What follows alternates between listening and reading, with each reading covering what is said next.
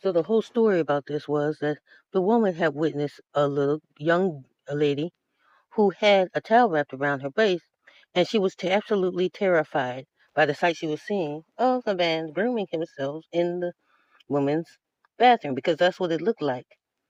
So I'll say it was a they inside of the women's bathroom that did not look like the they that would be dressed as a woman, but came as an image of a man who was in the woman's bathroom washing his privates, while there was a young onlooker, and she was at least 18, I believe, or maybe even younger.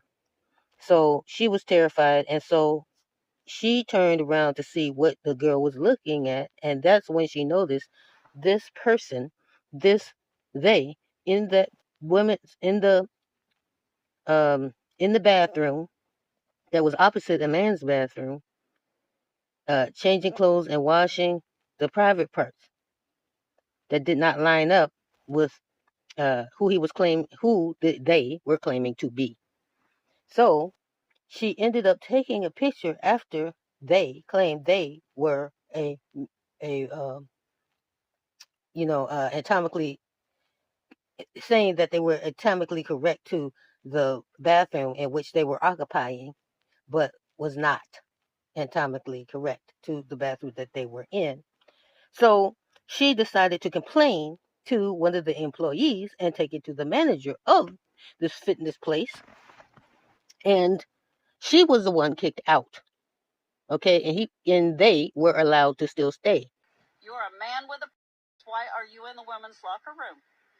And he justified by saying, I'm LGB, and I said, you shouldn't be in the women's locker room. Well, I left.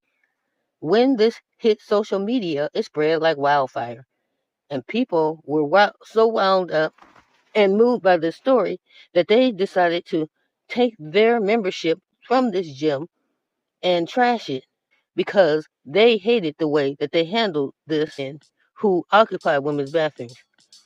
There is not like they were actually transitioning from a man to being now a, a trans woman and living their lives as trans women. No, they were going in the women's bathroom as a man with one garment that may not have been of a man, but still carrying the appearance of a man, still anatomically are men, and then grooming in the women's bathroom. And they did not get out because they are trying to push,